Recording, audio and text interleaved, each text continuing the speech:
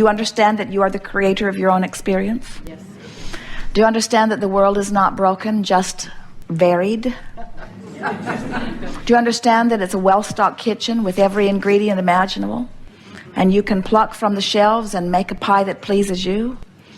And if you don't want Tabasco sauce in your pie, just don't put it in your pie. But don't try to get it thrown out of the kitchen, because when you try to get it thrown out of the kitchen, it ends up in your pie.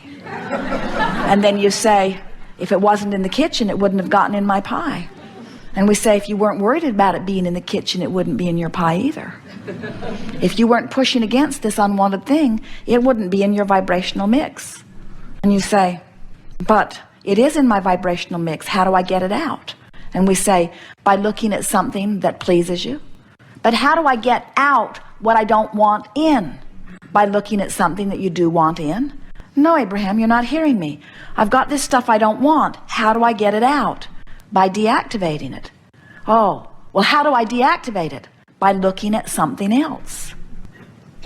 But I want to look at this thing that I want to get rid of. I want to wrestle it to the ground and kill it. I want to deactivate it by trampling it, by bombing it, by voting against it, by joining groups against it. And we say, you're putting more of it in your pie.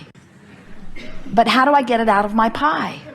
By looking at something else. Let me explain it to you one more time. I've got this stuff that I don't want. How do I get rid of it? By looking at something else. You mean just taking my attention from it, it will go away?